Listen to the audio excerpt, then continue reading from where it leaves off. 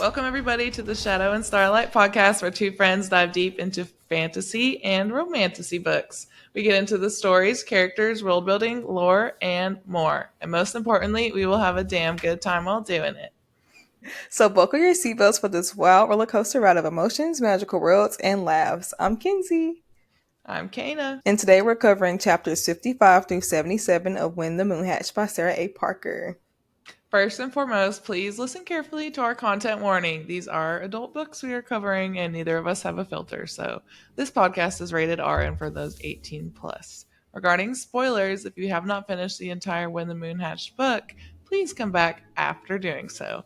While we are discussing a certain stretch of chapters, we will be doing so with the perspective of what happens in the entire rest of the book for better understanding. This will help us dive deeper into the theories and appreciate the masterful foreshadowing of Sarah A. Parker. So going forward, all episodes on our show will contain spoilers for the whole series in question.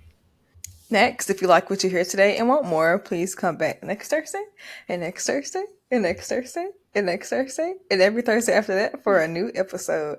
As a baby podcast, we love to hear your feedback to better ourselves and expand our book-loving community. Please feel free to give us reviews, reach out to us on social media, and follow us on TikTok, Instagram, and watch us on YouTube at Shadow and Starlight Pod. Yes, I have to say I'm learning how to make content and it's not too bad, so go check it out. She's killing it. Thank you. I'm trying. I'm just beginner level, but I'm funny. It's pretty good. All right, last announcement. 2 more weeks until we start covering Quicksilver by Callie Hart, so this is your sign to start reading it because it's really, really, really good. Yay! Now Kana will give us our Shadow and Starlight synopsis, aka her unhinged summary of this stretch of chapters. Yes. Kicking off this episode, Khan leads Raeve into his bedroom and they dry off with some towels. How disappointing. I know. He then takes her down a long and increasingly cold tunnel to a massive silver moon at the bottom. Raeve starts to panic at the incoming flood of emotion she's having, while Khan proceeds to tell her about Slatra and his lost love, Elowin. She has a flashback to awaking in the Scavenger King's cage, the same exact moon shards all around her that are in the cave bottom. He asks her who hurt her, and us as readers just die inside. Clearly, this was too much to handle for Raeve, though, who basically bullies Khan before just deucing out. Raeve is so pissed that she slaps herself and then storms back up the tunnel and steals a few blades on her way out. She may have had a lapse in brain function, but damn if she ain't resourceful at all times. Khan stops her on his way out, not to convince her to stay, but to make sure her revenge mission is fully funded. God, can this man do anything wrong? I've seen 0 red flags at this point. No. He tells her to chase death, and no big deal. He spent 23 years assembling those moon shards just to give her spirit peace. And as someone who has a mental breakdown trying to assemble like the easiest of furniture, any kind of technology, I cannot imagine being Khan and trying and failing to collect and assemble thousands of these little moon shards over and over again while dealing with like the cuts and the frostbite, because that's what he tells her later. That's how terrible it was. But anyways, after he leaves, Raeve finds herself drawn to the shore of the loft instead of starting her mission to play Rexaros from cock to throat. Interesting. She just can't leave, can she? Nope. In this stretch of chapters, we get some Veya povs, and she is in pursuit of Elowin's diary. As relatable as ever, she thinks about how adorable Raigun is, and if she remembered to pack everything for her trip. She runs into Big Bro Khan, who is going to take care of a rabid dragon outside of Dhomm. The two discuss how showing Raeve Slatra's remains may or may not have been easing her into it, per se, but it's too late now. Back in Rave's pov, our favorite emotionally damaged assassin slaps herself again. Girl, go to therapy, please. Or therapy, please. Following a mysterious and all too familiar path, she stumbles upon a cozy little house. Exploring it at Claude's behest, she is struck with a vision of her in bed, happy, laughing, fooling around with Mr. Sexy Daddy Mystery Man, aka His Imperial Highness. Collapsing, she realizes that this used to be the home that they shared and is a relic of their love. No. All right, next touch of chapters. After taking care of a dragon that should have had a rabies shot, Khan joins Grimm for a joint Broody Boy session. Grimm requests leave to steal an egg from the Great Silver Saber Scythe, and though Khan warns him not to, he grants his request. Back to Veya again. She is traveling along the wall to Gore with an old friend, an old crone with a sense of humor and a colk cart used to transport refugees out of the Gore with Queen Dothia's help. The two bond over their hate for his imperial shit stain, Kadok Bagor. Veya her in on her buck-wild plan to steal back a piece of jewelry from the Gore's velvet trog in order to get the prized diary back. Once she slides down the trash chute, she comes face to face with this particularly terrifying monster eating a whole ass chair as a snack and wearing Veya's bangle. And I gotta say, I had to look up what a bangle was because I had never heard of that before, and it's basically a bracelet. Yeah, isn't like the thick one? Yeah, it's the one that's like stiff and doesn't have chains Yeah. or. Veya learns from Ole Troggy that she consumes memories from the trash. The richer the memory, the more gooey her magical strings are that she decorates her trash palace with. Someone call HGTV and get this girl on Hoarder House Flippers. She makes a bargain with Troggy, her magical bangle for her mother's Malmer, and the chain on the bangle, and the deal is struck. Back to Raeve, it's time for some self-care.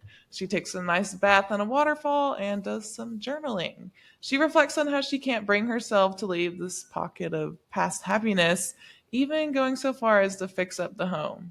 She is learning to live without shackles or expectations and experiencing life freely for the first time. While her curiosity on her past life and why she ever left Khan grows, she is too afraid to face the trauma that comes along with it and the secrets in Elwyn's past. Khan returns to Dhomm and chats with Pyrock while he catches up with some paperwork. And I gotta say, thank God emails and texts don't work like the parchment larks fluttering around you until you open and grab them. That would be terrible. With the amount of emails and texts we all get nowadays. Khan is told of Rave's latest activities, and when he sees her from afar collecting shells and staring at Ragun's hutch, he is ready to have his heart broken all over again. Such a hopeless romantic.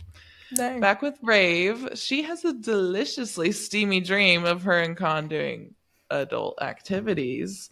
Cue tension and Sarah Parker edging at its finest. She also goes outside and notices the dragons flirting, as well as drums and the dancing aurora ribbons in the sky. Oh my god, I have to say, how cool does this whole holiday festival sound? Yeah, it sounds really cool. It's like, cue my inner Veruca Salt. I want to be Faye, Daddy. I want to be Who is Faye. that? Who is her? From Charlie and the Chocolate Factory. She's like, Daddy, I want this. Oh, I do remember her. I haven't seen a movie I'm in like, so Daddy, I long. want to be Faye. Except I can't do a British accent and save my life. Yeah, me either. I can't help you That was there. funnier when I wrote it, okay? I just didn't know who that was. All right. Anyways, after she finds a mask, a dress, shoes, Khan's Malmer, and a note from this romantic ass man, she decides she has got to have that D before she erases all this shit from her memory.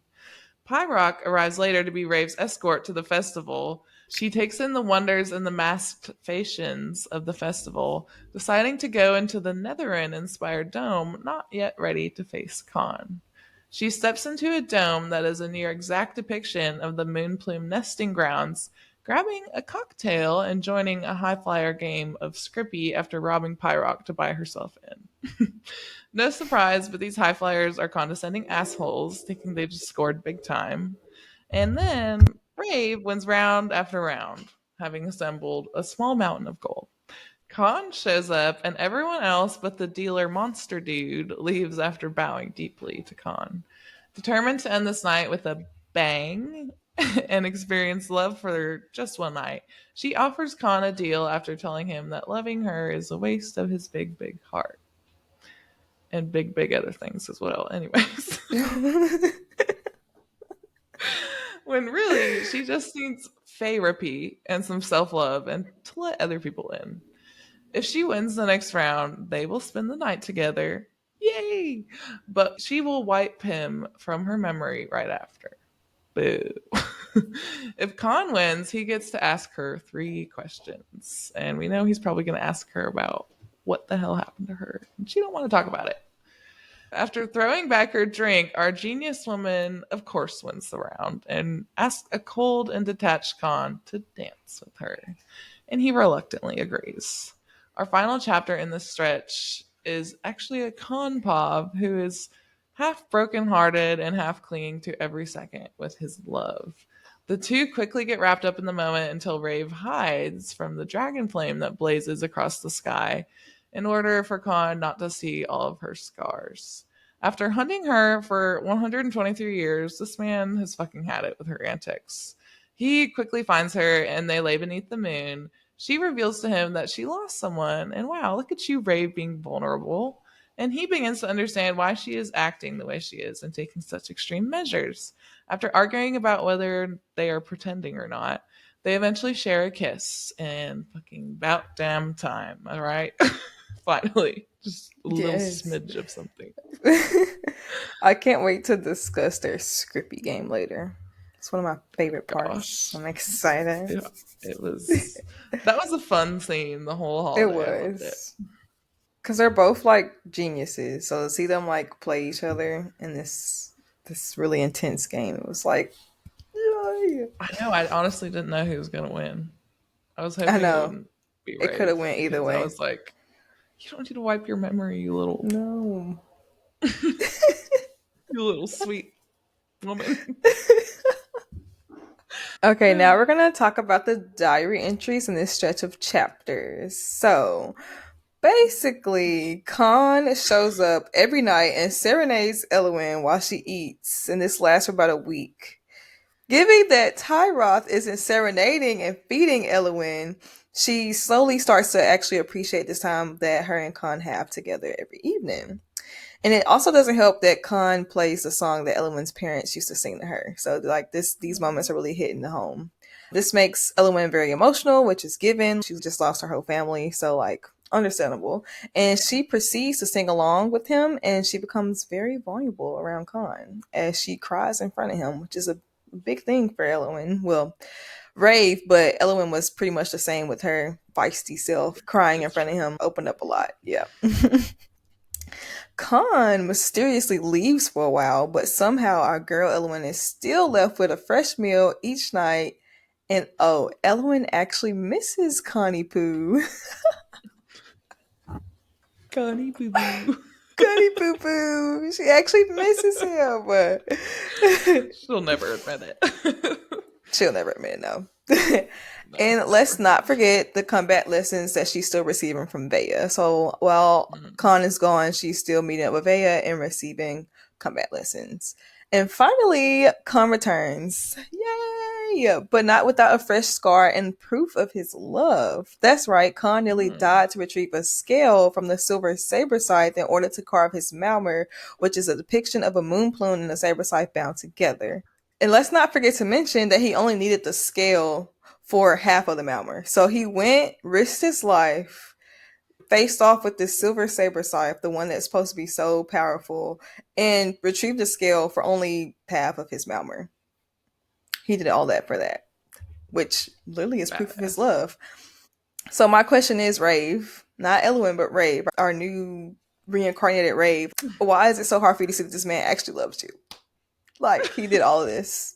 Come on now. Oh, Anywho, as if secretly meeting with her brother in law isn't enough, she kisses him. Well, he kisses her, but she initiates it. So basically, she kisses him. As if secretly meeting and kissing her brother in law isn't enough, she bangs him. yeah, she does. And She hit oh, that they, bit. yes. And then they run away to a secret retreat. And Love it. Elwyn is racking up quite the reputation in her new home. she On she's the floor, on the sofa, on the bed, on the table. just everywhere. Yes, our girl's getting it. Yeah.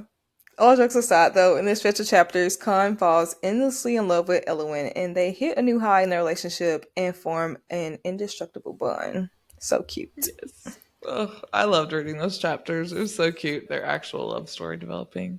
Yeah. And they just fell head over heels. It was so cute. Ugh. All right. Now that we are finished with the summary, time to head into our chapter chat section where we will discuss all notable things in the stretch of chapters, including theories, foreshadowing, and more. Yeah, the first thing we're going to talk about is our girl Slatra, aka one of our favorite dragons ever. In chapter 55, Khan takes Raeve to his secret tunnel where he has been collecting Slatra shards from her fall from the sky. Khan explains that he's Wait. I'm in the gutter right now. You were like, Khan takes Raeve to his secret tunnel. And in my head, I was like, where he bangs her. But we no, that wish is indeed not what happened. the opposite, literally the opposite Probably not happened. what happened. All right, sorry. I just had to let you know where I was at. Khan explains what he's done here, and Raeve takes a closer look at the dragon. An interesting thing about this scene is the familiar feelings that Raeve experiences as she takes note of the odd position the dragon was in. Quote, almost feeling the cold expanse between her slit nostrils pressed against my brow, the solidified tuft of her tail cushioning my chest, end quote. As we know in this scene, the shards that Khan has put together, Slatra was still curled up in the shape of her moon. And Raeve takes note of this, and she also says, quote, as though Slatra gave her final breath cradling something bundled with the silken tendrils of her once soft tail, end quote. So immediately after she notices the position of the dragon, Raeve can almost feel Slatra cradled around her and taking her final breaths. It's almost like she's feeling some familiar things as if she was there, question mark. Possibly. Khan is paying a lot of attention to her in this moment. He actually acknowledges her reaction and says, quote, you're familiar with it. Wasn't a question. I think that Khan pretty much already knows that Raeve is experiencing a familiar fondness to the dragon. And I don't think anyone who had as strong of a bond with their dragon as Elowen did could just forget even in another lifetime, which is I think is what like really sparked these emotions because they had such a strong bond. I wonder, you know how Khan and Raigun are the Dagamork people? They're like that special bond. I Mm-hmm. wonder if Elwyn and Slatra like were that or if they would have become that. Yeah, Because I feel like they did have a really strong bond too. they So I did. wonder if they are. I don't know if it has something to do with Element being in the moon with Slatra too that plays a role in it because even for Raeve to die and then come back to life and for her to still have these flashbacks and remember her dragon almost, it's like really like it proves that bond. Yeah, I think so too. Another thing I thought was interesting in regards to Slatra is the physical feelings Rave describes after seeing the moon shard remains. Quote, I stepped around the dragon, pausing at the spot where Slatra's head is nuzzled deep into the tuft of her tail. My heart stills, breath catches. A bludgeoning bang inside my chest almost makes me lose my balance. End quote. In previous episodes, we have expressed our main theory about Slatra's last shard, maybe being Elowen's heart, which was the essence that kept her alive while she and Slatra were curled up for so many phases. So in the scene, bang is italicized, kind of insinuating a weird feeling coming from her chest. If the last shard is actually her heart, I feel like this quote kind of proves that in a sense. Something else I wanted to talk about during the scene is that Slatra is ready to break free to defend Brave from Khan, even. Quote, Khan brings the flame so close to my face, I'm certain he's about to smear it across my skin. And I become innately conscious of the fact that something inside me is watching, listening, violently aware that my other is on the brink of breaking free. End quote. It's interesting that the other is so angry that Khan summoned fire in front of her that she seems to want to break free and I'm assuming harm him in this moment. She's so fiercely protective of Rave, which is interesting since up to this point, she's mostly tried to push Rave towards Khan and towards facing her past life and her trauma.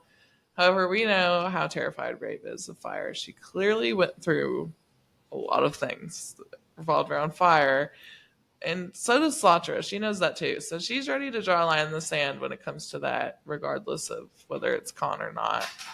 And I was also just thinking about Slatra and thinking about how if she was part of Raeve this whole time, she had to like endure seeing, feeling, hearing Raeve go through everything that happened to her with the Scavenger King. And that was so sad because I can't imagine. I wonder also in Rave's time with the Scavenger King, did the other break through a lot when she was fighting in the pits? Did Slatra help Mm, her? I've never thought about that until recently, and I kind of yeah. wonder how many times has the other taken over? I also wonder, like, when the other actually started taking over, did she actually appear during her time with the Scavenger King, or was it after she left and after she felt how traumatized Rafe was after that? So I wonder, like, when that all actually Yeah. started. Yeah. That's an interesting thought. All right. We need to talk about chapter 55. Not that chapter. Get your minds out of the gutter. Rave's a flashback. Okay. Because it was a lot. There was a lot to process there. So I want to read a quote off to get us started. Quote, a strange trundling sound had roused me from my eternal sleep. I'd blinked my eyes open for the first time, taking in the world I've been born into through the iron bars of what I now know is called a cage. My brutal waking was fraught with confusion while I tried to work out how I fit inside my body, how it worked and moved, why everything was blurry. End quote. From this quote, we can assume that this was when Raeve hatched or was reincarnated. She opened her eyes for the first time and she appears to be in a cage.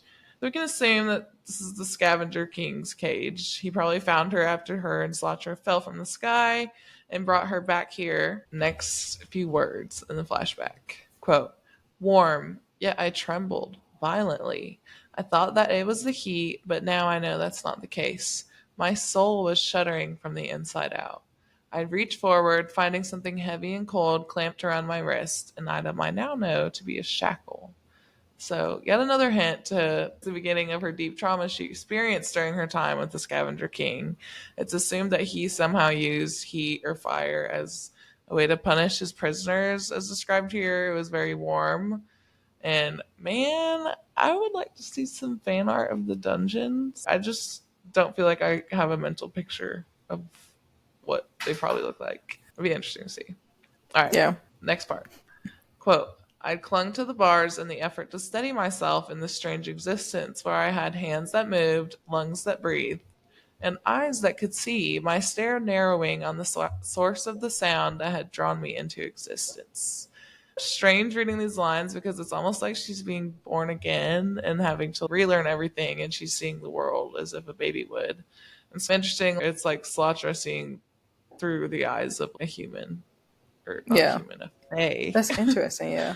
It's got to be super weird realizing you're like living and breathing again and having to just relearn all your bodily functions as an adult. Sounds terrible. She I didn't know how to know. read or write. Yeah. Oof. Our girl went through so much.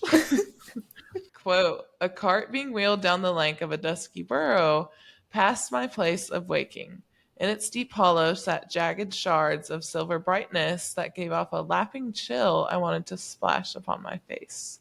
The shards were so beautiful against the dim of my surroundings that I was immediately certain my place of waking was not good, but bad, because no matter how hard I grunted and screamed, trying to beg the creature that was pushing the cart to please bring it closer so I could have a proper look at the pretty shards I desperately wanted to touch, he did not so much as look at me.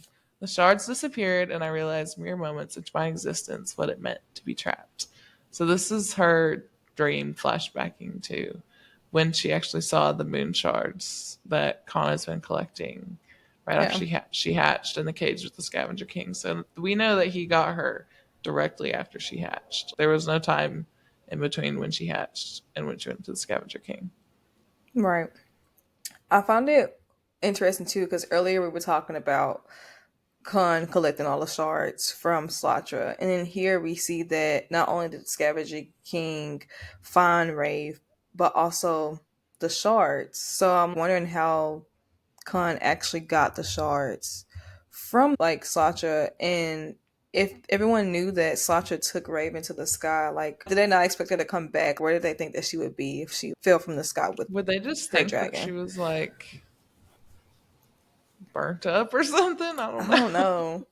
Like Ash, I don't I know. feel like that would have been my first I guess question if, I feel like Khan would have been looking for her more specifically than just the shards. yeah. Maybe. And I don't it's know. like, Unless that's why he if, started looking for the shards. yeah, if he had to go like near where the Scavenger King was to get the shards, like, how did he not discover Elwyn or Raeve? Like, I don't know. It's just weird. Like, all the time, like the time frame and like the different, I don't know, the gaps are like really messing with me because I'm like, I want to know. I know. How is the Scavenger King's whole torture battle pit situation, whatever it is, stayed under the radar for this long? I know. And what is Because, he even like, waiting you for would to like get assume, revenge? I know. And it's like, yeah, why is it taking so long for you to execute your plan? And you would assume he has multiple prisoners because that's where Rafe met, what's her face? Balin. I was picturing it as dungeons when I was reading it, so I was like, I'm assuming he has multiple prisoners. How does this work? I don't know. It's weird. I don't know. All right, let's talk about Elwyn's death because it is also hinted in this stretch of chapters as well. It isn't discussed much, but again, it is hinted multiple, like a couple times. And one of the biggest hints that we get is during a conversation between Khan and Pyrock. Let me give some brief background here. Pyrock is asking Khan if he intends to invite Raeve to the Great Flurrt, which is predicted to happen within the next 30 decade. And so Pyrock basically wants to know if Khan was intending on inviting Raeve. And Khan says, quote, "The last great flirt we spent together was the last time I saw her alive. We spent the slumber together, and the following day, I flew off to help rebuild a village. The next time I saw Elwyn, her limp body was being carted into the sky by her mourning dragon." End quote. Not gonna lie, Papa Vagor was pretty smart with his execution during such a bustling event. I feel like this is a great distraction. People are distracted, they're drinking, dancing, dragons are mating. This is a great time to really execute a murder. A murder. Um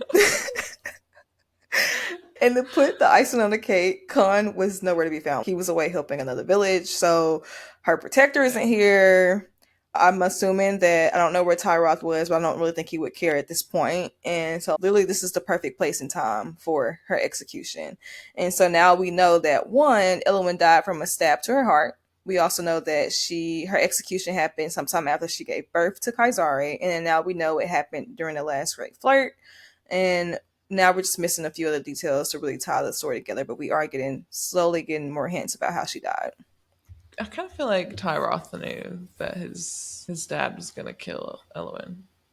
Oh yeah, he just didn't Like I know care. he's rumored to be like the sad king who lost his great love, but he definitely never loved her.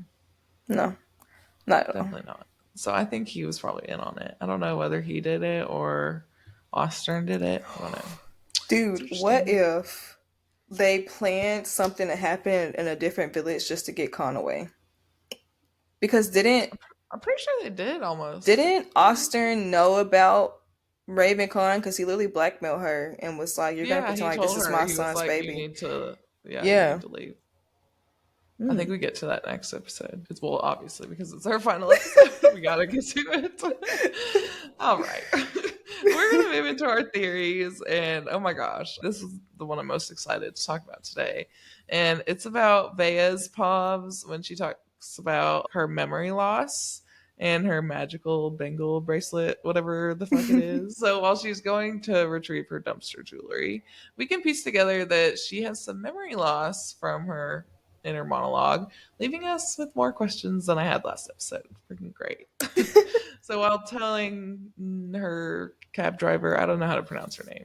I think it's Noe. Noev. Ooh, Noev.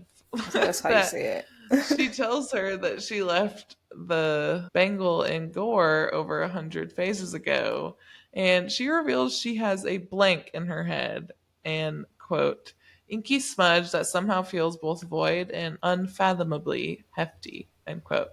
So when she tossed the bangle down the trash chute, she was, quote, certain it had something to do with the reason I had a blank spot the size of 30 Aurora cycles smudged in my mind, end quote. And on my first read, I don't think I thought this was like a big deal. But on this read, I was like, why doesn't she remember 30 aurora cycles. That's crazy. Yeah. So I don't know. I don't think this timeline has anything to do with like Raeve and Kaisari's timeline we were discussing the other day. I have no clue. But 30 years is a fat chunk of time. So that's interesting. I don't Yeah. know. What do you think? Like you said, like my first read, I didn't pay much attention to it until I think I saw maybe TikToks on it. And then, like, again, like the second reread, I was like, why did I not catch this the first time? I don't even think I annotated that part, which is weird because I like find myself annotating just the basic stuff and just going back and trying to figure out what it meant. But I feel like it's going to probably lead to Veya's own story. I feel like this is very important in regards to Veya. We just don't know it yet. And like you said, I don't think it has much to do with Elowen and Kaisari. Maybe, maybe not. But I think it's like going to be a bigger picture for or a bigger story for Veya herself. Yeah, I'm excited to know her whole entire story. Yeah. Okay, but anyways, so still on this, when the Velvet Trog eats the bangle chain, she certainly enjoys like the memories and secrets that are spilling out as she, munches on it. And I'm just like, what is she seeing that she's like, oh, so delicious? Veya is insistent that she doesn't want to know what she's tasting. Quote, I move around the piles of trash, arm heavy with the bangle I once won from a deeply troubled mind weft who claimed she knew how to speak the language of ether, that she studied the book of void in length and knew the secret to our significant existence. She told me the bangle would serve me in two ways, that both would be painful but necessary. Don't remember the first, so can't speak for that. Probably won't want to remember the second either. End quote. I know that was a big fat quote, but whoa, Yeah. that's a lot of That's very, very what? interesting. I don't even know where to start. But first of all, the Book of Void. What? What? I'm assuming this is that same book that like the Roonies learn from, Mm. the one that Kalis is rumored to have written out of his loneliness. So I'm assuming that's the Book of Void because it makes sense. Kalis is like the void since he's like a Yeah, lack because of he's like, yeah. substance. Yeah. So that makes sense, although that I don't think that's confirmed since it wasn't mentioned as the Book of Void earlier. I also want to know what the heck is this mind weft character that gave this to Veya, and what did he know about her and the future? I don't know. It's confusing, and I'm certain this is something like really big, and I didn't really pay that much attention to it again on the first read, but I think we'll definitely find out in the next book. Hopefully, as we get more Veya Povs, and we'll start to unravel her secrets around this memory loss and all this craziness. Yeah. I also find it interesting that the Mind Weft claimed to speak the language of ether. So like I'm curious to what that looks like or what that means because Mm-hmm. we know that Kalis is trapped in the ether stone. So could a Mind Weft get Kalis out of the ether stone? We know that's Kaisari's goal right now. And so if the Mind Weft is quote unquote like an expert at ether, could the Mind Weft play a role in what am I trying to say? The opposite of trap. Get him out of the ether Free? stone, I guess. Yeah, free him from the ether stone. The opposite of trapped. Yes, that one. All right. I also wanted to touch on Queen Dorothea because I thought it was really interesting. She clearly opposes her husband's Kadoc's rule. We learn in chapter 62 that Veya's friend Noev has been sneaking people out of the Fade with Dorothea's assistance. And Noev tells Veya that the queen has not contacted her since she tried to stall Rave's execution. Quote, guess it doesn't look good for your significant other to publicly oppose a ruling of your guild, especially when that ruling's against a member of the Flurrty Oath. End quote. Seeing how close she used to be with Elowen, the queen, per se, or at least she cared for Elowen, and how she's actively working against her husband's rule, I'm not hopeful for her future unless she's rescued at some point or escapes gore, because I feel like she really got herself in some hot water, and I feel like she hates her husband as she should. But Yeah. actually, I don't know. I haven't read any of Sarah Parker's other series, so I don't know if a lot of people in her series die or if she more favors happy endings. But I could see like her possibly dying before the series ends. That's a totally random like Dang. opinion and prediction I have. I don't I know. don't I know feel why. like I don't know. I get sad when characters cry, so I don't even want to. I don't want to even predict that. But I wonder because you say you don't like you wouldn't be on her side until like she's away from the king to really see like where her head's at. I wonder if she was put in the same situation where she was more so forced to marry him, and she just hasn't used her resources to escape or get out of that situation. I don't know. I mean, I feel like all the kings are very powerful, especially Khan's other brothers, Tyroth and how you say the other dude name? K-Doc? K-Doc. Yeah, they're more hostile than Khan is as far as, and they don't really believe in the whole love thing. They're just doing it for literally their crown and their rule. So I'm curious to see, can she even escape at this point? I feel like she's too deep in there now. Yeah. I don't know. If you guys have read a lot of Sarah A. Parker's other books, let us know. Reach out to us on social media and tell us if she likes to kill people's favorite characters. Hopefully not. Or if she mostly likes happy endings. That's what I like. Yeah. All right. I just want to talk about another random theory and prediction I have. I feel like it was brought up so many times in the stretch of chapters. I just feel like it means something, or maybe it doesn't, but maybe it's setting up another plot line for future books. By the end of the stretch of chapters, Grimm has not returned, so we will likely hear about his fate in book 2 because he went to go get one of the great silver eggs. He went to go steal one. And it does not seem coincidental either that Khan had a vision to go get a scale from this dragon to craft his Malmer, the proof he deserved his and Elowen's love. And I just thought that was interesting, like how this great silver saber scythe was tied to Khan and Elowen's love, and now it's also tied to a member of one of the inner circle. And I'm like, okay, these eggs, I feel like that's interesting. So I'm wondering if it's going to be a plot line in the next book. Yeah, it's definitely mentioned a lot. So I feel like it is important because, I mean, even towards the end of the book, like it's still mentioned. So I'm like, what does this mean? Yeah, And why is this definitely. saber scythe so like popular? They always specifically state that it's a silver saber scythe. I think the saber scythes are the ones that are like brown and copper, and that's the one that you were like, damn, that's a lot of coats. Oh But it was a yeah, lot of like brown tones. So the yeah. silver one must be like ultra rare, Okay, right? yeah. I think so. I also wanted to talk about Kaisari in the theories section, just because I feel like she's going to be so important. There wasn't a lot of Kaisari mentions in this stretch, but Khan mentions her a few times, not by name, but we can surmise who it is from the context of the conversation. Quote, she'll eventually be recognized by either of the twins, both of which have access to a certain tool. Perfect leverage to fold her into submission once they blow the lid off that jar. Lovely. End quote. So he's talking about Raeve in the situation, that she's going to be recognized if she goes to the Fate of the Shade by K-Doc or Tyroth because she is Eluin. And they're talking about a tool, which is obviously Kaisari. Like K-Doc and Tyroth both have access to Kaisari because she's the princess, and they can use her to manipulate Raeve if they ever recognize her. So, And also, I'm curious what will happen when Kaisari finds out about her mother, what her reaction is going to be, if we're going to get a paw from her, and also like how it will go when Raeve is reunited with Kaisari. I don't know. Have you thought about that at all? Yeah, I really just hope that it's at a point where Raeve has actually come to terms with her death and her coming back in her past life, so it can be a more wholesome moment and not Raeve like meeting her daughter and her denying it and just being in denial of the whole thing. So I hope it's a good moment. So Raeve got to get her shit together. I wish it would be, but I have a feeling it's not going to be for some reason. I don't know.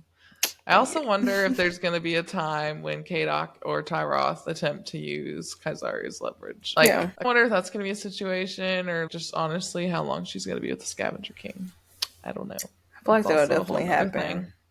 thing. Let's hit our favorite moments and quotes. I feel like that got depressing. It did, low key. I know why. Let's just talk about dragons. Ah. Yay! Or fiddles. Y'all, I got some major fiddle PTSD during this stretch of chapters.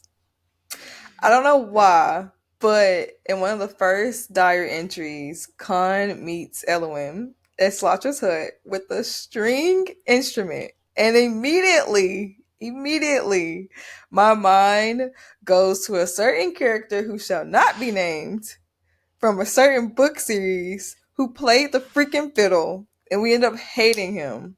I don't hate Khan, but it's just like I was like, man, this does not look good for you. You just lost like 2 cool points. Like, why? Can you not just be like, picture in your head?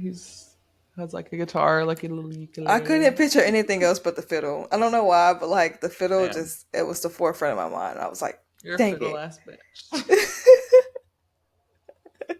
And it bothered me so bad because I just cannot picture Con Luke Bagor playing the damn fiddle.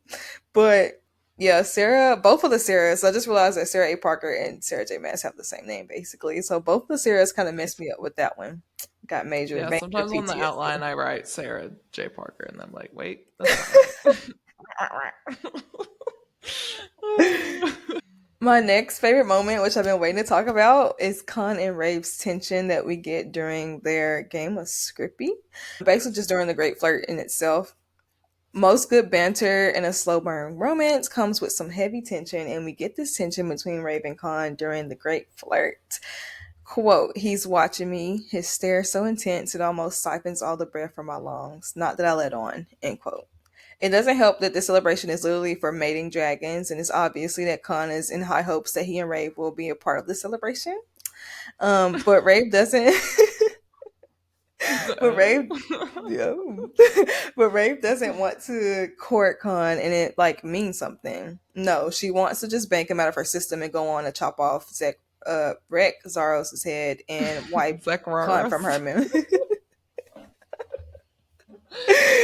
In this stretch of chapters, Rave is piecing a lot of things together that she doesn't acknowledge out loud, or she just proceeds to stuff it down into her eternal lake. During the Great Flirt, however, she has a vision previously that we just talked about that basically shows her that she was very important to Khan in their past lifetime. And she uses this to her advantage as she strikes a clever deal with Khan that might end up causing more pain for the both of them. And I just love the tension presented in these moments. It's literally proof that Rave is choosing to ignore her feelings and discoveries versus really deal with them. And the Scrippy game was just a great scene because, like me and Kana said earlier, like we didn't know who was gonna win because it literally could have went both ways because they're both really smart. So it's really cool. Raeve is a sneaky little bitch. Yes, she is. She is. It was a bold move she pulled at the end. Yeah, she said, "You got rabies, motherfucker." So to add on to this Scrippy game, I don't know why, but I just got greedy every time characters played this game in the book. I don't know why, but the last episode we were comparing Scrippy to Dungeons and Dragons, and I've never played Dungeons and Dragons, nor do I understand the concept of the game, but I just think it's really cool, and then one day I would hope to learn it and play it someday. I don't know why, I but like the know. fact that yes, I want to play it so bad. Like I know people who play it and they talk about it all the time. Dude, it sounds so cool. Like where can I sign up? Yes. Oh my gosh. Yeah. No, we're on that nerd level where we're wanting to play Dungeons and Dragons, thinking it Literally. sounds amazing, knowing zero information about it. Literally. It just has the word dragons in the title. That's all I need. Yes. Amen. But yeah, I don't know why, but like the fact that Veya and Raeve both are experts at this game, like literally gives me chills. It's major girl power here. And the way that Raeve just wiped everybody that was playing with her at the Great Flirt out of the game, just slaying the table. All right. One of my favorite moments, kind of more than a moment, but it's fine, is just the amazing writing. Sarah A. Parker, you are amazing at writing romance and just writing in general. There are so many like layers and metaphors and parallels to her writing that you can pick up on each read. And I just can't get enough of it. I love her writing. I love the metaphor and the visualization of Boulder cradling the fallen moon in chapter 55. That really, I was like, wow.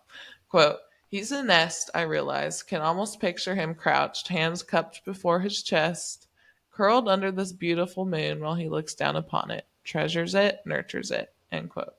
This is very symbolic of Khan and Rave's relationship and past. As we know, Khan has a very protective nature in a wholesome sense. In the journal entries during the specific stretch, we see how treasured and nurtured Eloin was by Khan at the darkest time in her life. Even with Raeve, he continues this despite her resistance, general murderous instincts, and her use of words to wound him over and over and over again. God damn it, Raeve. Okay, another one of my favorite moments was like Kenzie, the entire Great Flirt. I just ate this whole scene up.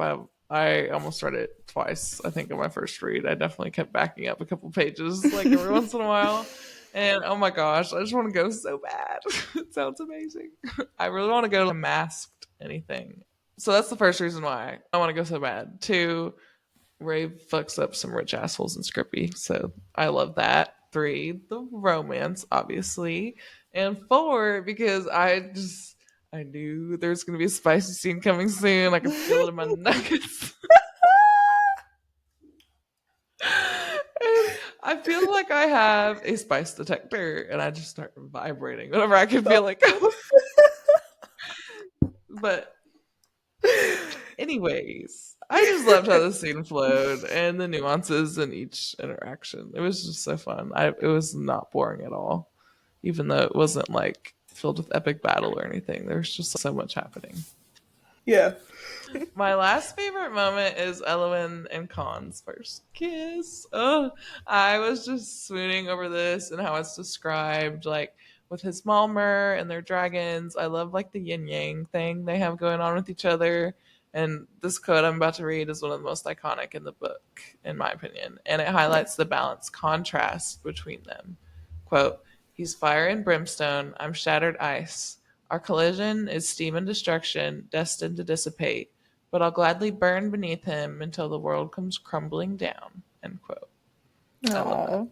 How his Malmer depicts their dragons and overall personalities. I love the yin yang thing. And this quote is just amazing. I love it. Yeah, I think that's one of the quotes I highlighted and drew hearts around and stuff like that in my book because it was just so cute. I was like, oh. Yeah. I love it. Cute. I love how we're getting like, it's the same romance, but it's like 2 romances in one book. Literally. And like this stretch of chapters, we got a lot of like double romance between Khan and Elwyn and Khan and Raeve. So it's really nice. Yeah. And it's funny how I'm like the sucker for romance, but you've been swooning, girl. That's because can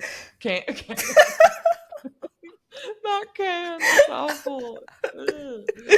Khan is my type of man, and it's because he's so like Cassian. And you know how I feel about Cassian. Oh yeah. Even my husband would be like, "Who's this Cassian guy?" It's always on your audiobooks. And him and Khan are very similar. So yeah. This is why I'm dying over here. Okay. Wait till we do 4th Wing and you're like, oh my god, Xaden. Xaden. Oh, that's my type of man right there. Yeah, I know. You like the shadow daddies. I like the himbos that are emotionally intelligent. Oh, I need like set me straight. Like, I can't wait to get into Put that. It down. Just okay. Yeah. Well, you need to read Quicksilver, bro. I've been reading it. Literally. Oh yeah, what part you at? I was at the same part I was at last time. God damn it. All right, let's keep going. All right, folks, time to close out our chapter chat section and move on to our myths and magic portion, where we will explain a world-building aspect of When the Moon Hatched and also dive into the mythology that inspired some of this world. Today, we will be talking about the various creatures mentioned throughout the story, some of which are adorable and some that will make me shit myself. I didn't read this before. Love a good balance. Sometimes me and Mackenzie just leave each other little golden nuggets in the script somewhere so that we're like, what the fuck when we read it in our brains? All right. So before we get into the creature wiki, we're going to talk about the little bit of mythology that we have for today's episode. And it's some of the dragon names that we learned in the stretch of chapters. I'm going to do my best on the pronunciations, but I really have no idea what I'm doing. Zeki, yeah, is Veya's dragon, which is of Hebrew origin. And naming your offspring, or in this case, dragon, this means they have a captivating presence. So, no idea if that's where she inspired it, but I thought it was cute. And I also don't know how to pronounce this. Ara? That's how I said it in my head. Yeah. Ara. The great silver saber scythe possesses this name. From what I found, it may come from Sino-Korean characters. I'm so sorry.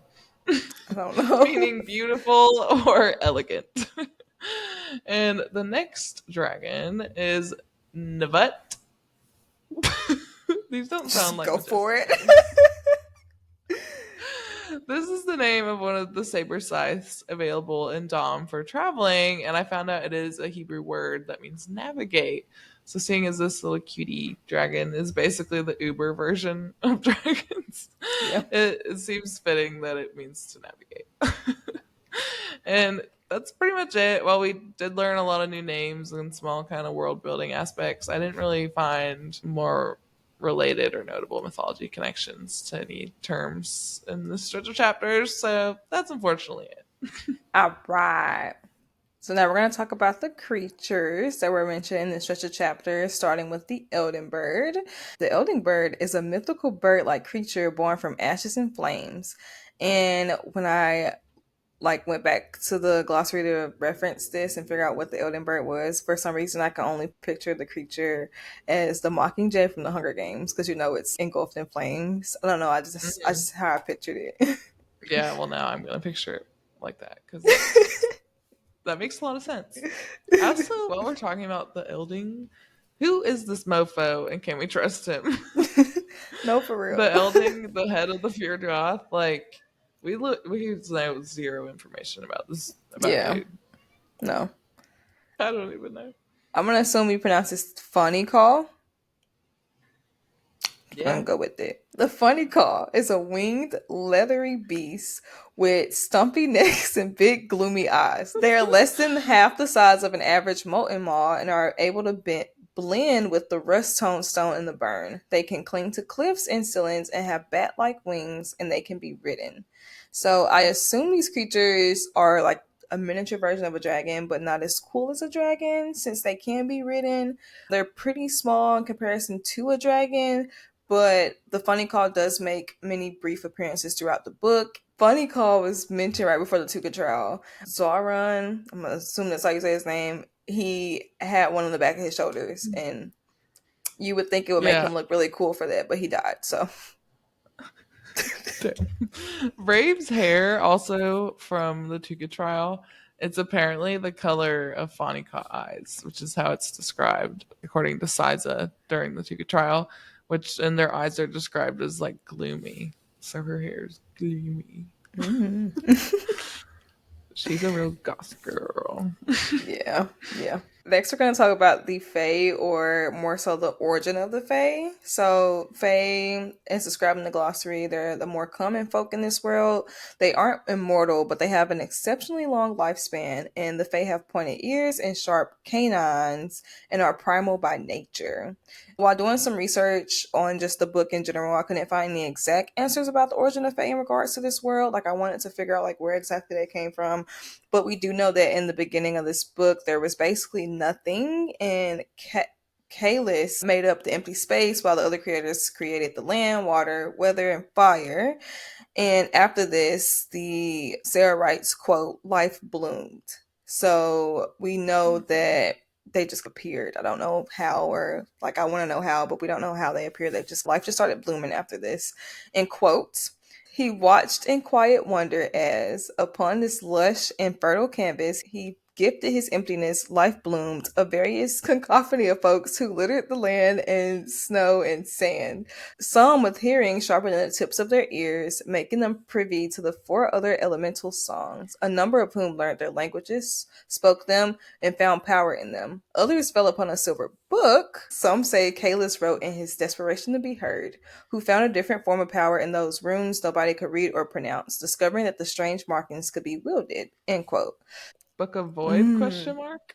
I feel like they have to be connected somehow, because literally Kalis is literally a void, basically. He's space. I think So so. it's I think it is. it makes sense. I'd bet 25 cents. It's a good investment. So we know that the creators made up everything in this world right now, and then out of nowhere, various Fae and creatures just stumbled upon the world. Some Fae being able to hear and use the elements to draw power from them, and others who didn't have the ability but could study and learn runes. Yes, it's interesting. All right, the next creature, and of course I have to talk about him because he's my beloved creature, the Fate Herder. This animal is a large silver feline-like creature that is more legend than reality. Those who have seen it are often considered crazy or delusional, boasting stories about the beast nudging them to make a different decision than the one they've intended. This creature is basically depicted as a giant fluffy kitty cat in my head. They're Yeah. known to have an easygoing, unbothered personality, especially the one mentioned during the Tuca trial. It was very unbothered by everything going on. It was just mostly napping. Its Yeah. only task was to ensure Raeve met the fate it intended her to. And other than that, it did not give a fuck. We don't know what motivates the fate herders to convince others to make certain decisions or where exactly they decide to intervene. But we know that they are stubborn and will not leave until fate is decided. Next, the Velvet Trog. So, this is what Veya had to deal with. And my god, sounds terrifying. So, large, lanky creatures. In my head, it's like Slender Man for some reason. But like the Ooh. female. Ah! I can see that that like the though. yeah. They like to hoard and feast on trash. They have 4 arms, long black hair, and blue velvet skin. Ooh. They consume memories from the bits of trash they eat and purge them as luminous, sticky tendrils they pull from gaping holes in their hands. Ooh. Using these tendrils to decorate their lairs. Ooh. And these creatures are verbal, which is just even more terrifying. Yeah. So I didn't really find any other facts about this creature online, but we do know from the book that it's featured referencing the bargains it's made with Fae who were bold enough to encounter it. They're called velvet trogs because their skin gives off that velvety appearance, which is kind of disturbing. And the one Veya encounters is also described to have that blue velvety skin.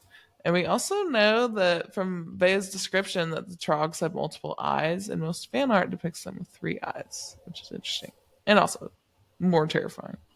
This might be Yeah. the most Yeah. terrifying. All right, our next creature is a Smox, and we only get one reference of this creature, so we don't know a lot, but we learn in Con and Rave's Scrippy card game about these Smoxi, which is almost more scary than Ole Troggy.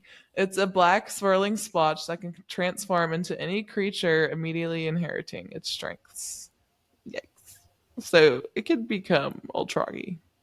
That's what you're telling me. Yeah. It's like basically like a shapeshifter. Ugh. Dang. I wonder if we're going to encounter one in future books. Maybe. Maybe.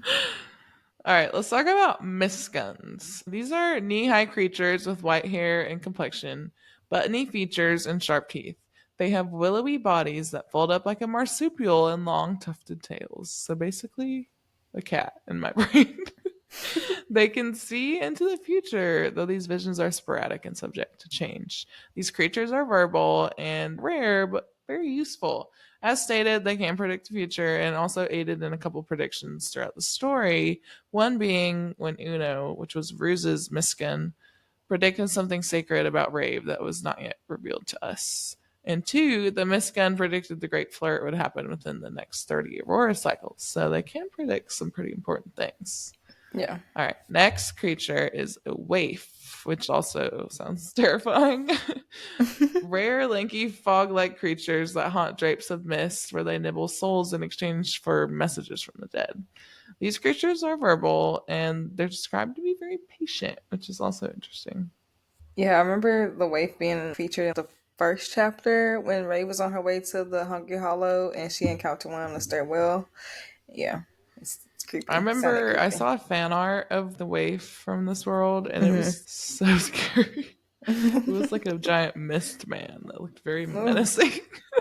my god. Next, we're going to talk about the Woto, which is a furry creature with big paddled ears, long noses, pronged teeth, and whiskers. They are around 2/3 the size of a regular fae and are prized for being able to steal things from tricky places.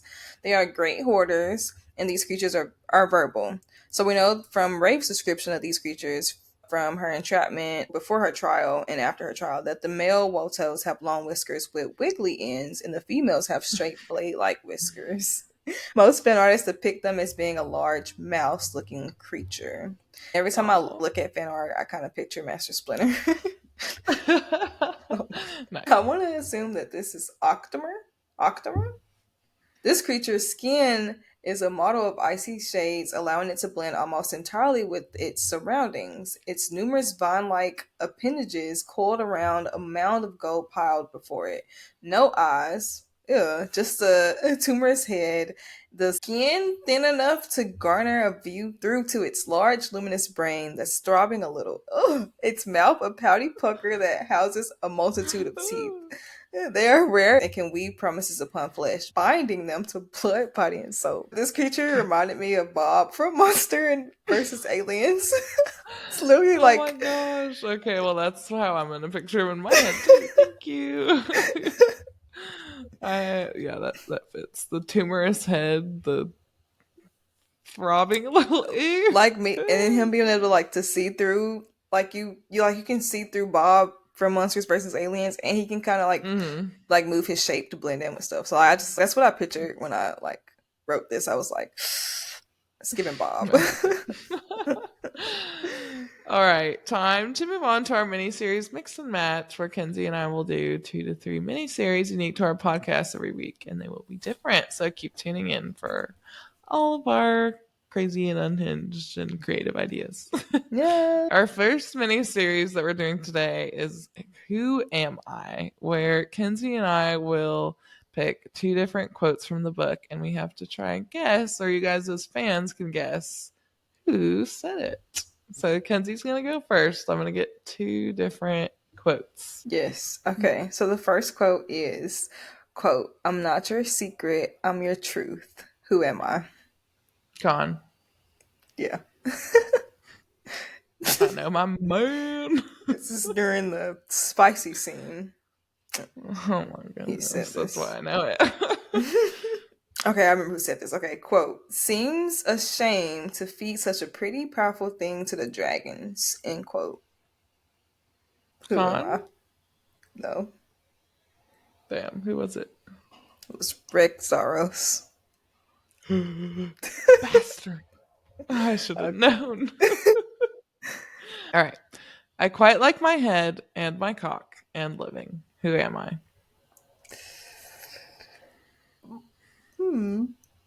I feel like this was around the time, like, it was somebody referring to Raeve, right? Am I asking for hints? I can't ask for hints. I don't know. I'm gonna guess. Of course, you can't get a hint. I'm gonna guess. I don't know. It sounds like something Pyrock would say. Yes. You did it. Of course he would say that. He's basically Cassian on steroids. Basically. Oh my god. Okay. My second quote. Wish I could secrete like that. Who am I? Damn. I'm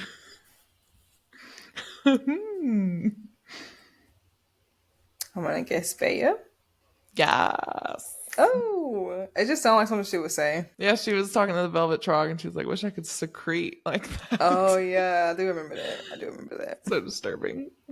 So our next mini-series is Mix and Match, and we're basically going to break apart the couples that are going on right now and like put them with different love interests, basically. So interesting. Do you want to go first? Yeah, sure. Okay. I put together Raeve and Pyrock. Because I feel like they have such a good friendship. And it's so funny. Like they would just be that couple that's always laughing, you know? Yeah. Always drunk. Obviously, I love her with Con, but it's fine. Yeah. I like that. My first couple, I went for it. I said Rick, Zaros, and Veya. I feel like they would rip each other to shreds. Yeah, but I feel like Probably they're both Veya. like, yeah. I think Veya would be good for him though, because then he'll like actually learn. I don't think he can be rehabilitated. I don't know. It's Veya. Still, he's an animal abuser. I don't know. I think she would be good for him. All right. Making a case for wrecking Veya, everybody. Mackenzie. All right. Okay, I put together Kaisari and Pyrock. Totally random because we don't know anything about Kaisari. But also I'm like, who is Pyrock gonna fuck? Oh my god, it would be so funny too, because then if Raeve finally figures out that's her daughter, the way that she and Khan would be like so protective over like would be Kaisari. Like, oh hell no. You're not dating this dumbass. All right, what's your next one? Next, I have Con and Essie. Like, after thinking about this, I don't know how I feel about it because I feel like Essie is so quiet and Con is also very mellow. So I feel like this would be like a very boring relationship. But also, like, Essie's really cute. So, like, I don't know. I was just kind of Isn't she going like way for younger it. than him? But also, like, I guess she's above the age of consent. So, I mean, I guess age gaps don't matter when you're Faye. Yeah. I don't know how that works. Oh, God. I wrote this one and I did not think it through. It's rather incestuous. So bad. Ew, why did I think about that? They're literally siblings. We're not going to talk about that. We're going to delete that. Ow. Yeah, I did write Tyroth and Veya, and then I was really tired at the time, so I obviously didn't think it through. I do not condone that shit. All right. Anyways, okay, my next one is Rygun and Leary, which I we love meet that. in next episode. I love But that. I don't know if Slaughter and Rygun were like flirting or if they were just like cool with each other.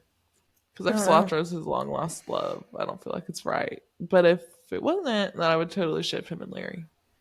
Yeah, because I mean, obviously, it's hinted, which we'll talk about that next episode. Save all the juicy stuff for next week. My next couple is Ruse and Vrun, or however you say his name. Brun, brun, brun. Vrun. I put them together because they're Yeah. both Roonies. So cute. And We're a they both Rooney own a couple. curly quill.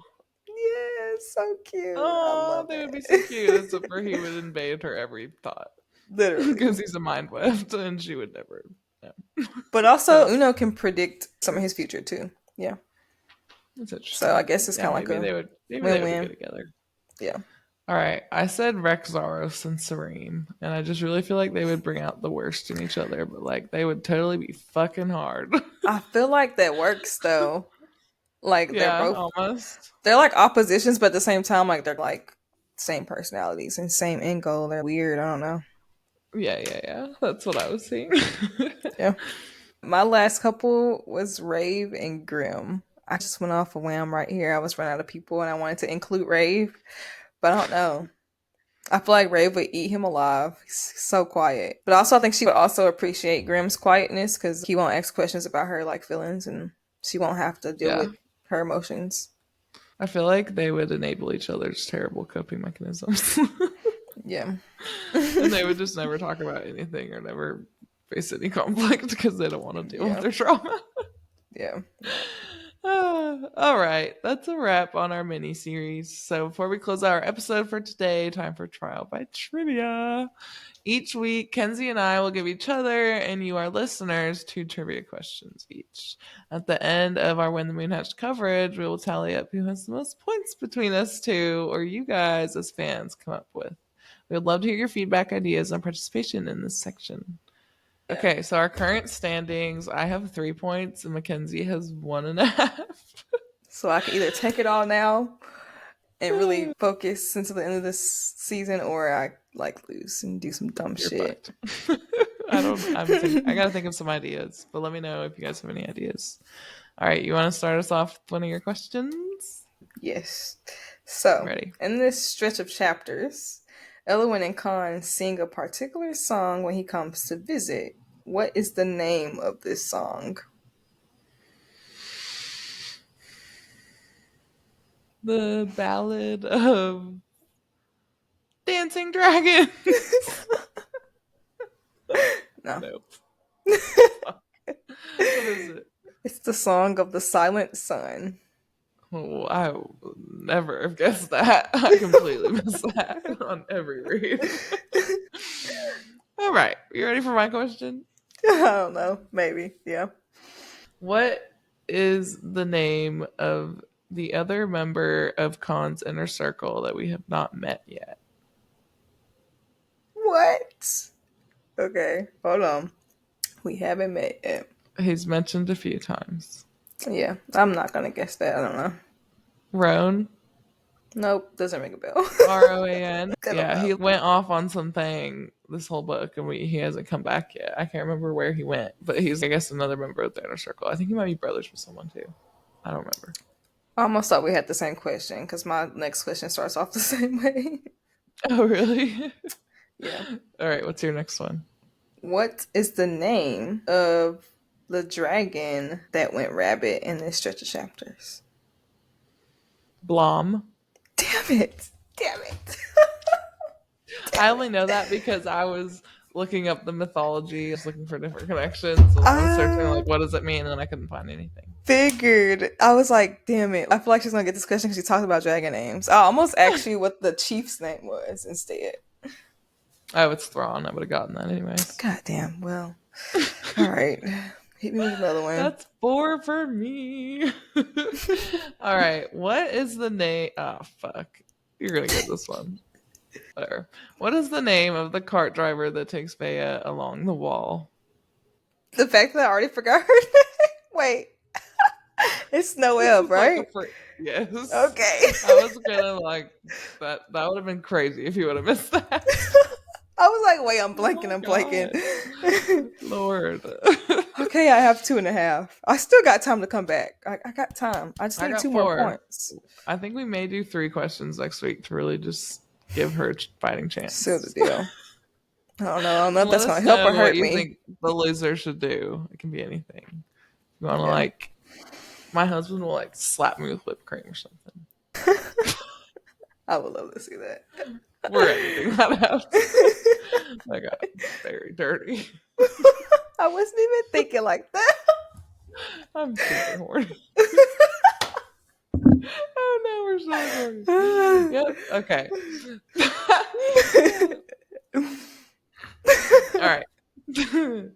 All right. That's a wrap, folks. Thanks for tuning in. We hope you enjoyed this episode and appreciate the support you've shown us this early in our adventure. So join us next Thursday for a brand new episode where we will be covering chapters 77 through 90, pages 587, all the way to the end for your reread or to refresh your memory. As always, we appreciate any and all feedback from you guys, our wonderful listeners. So reach out to us on our socials. Tell us if you want to talk about books or When the Moon Hatched. We would love to do that. This is a newer podcast, and we want to see it grow and be able to devote more of our time to it with your help. So please take the time to leave us a review. Follow us on social media and all major podcast platforms for a freshly baked episode to be delivered to you next week. Bye, friends. See you next week. Bye, lovelies. Take care of yourself and take care of others.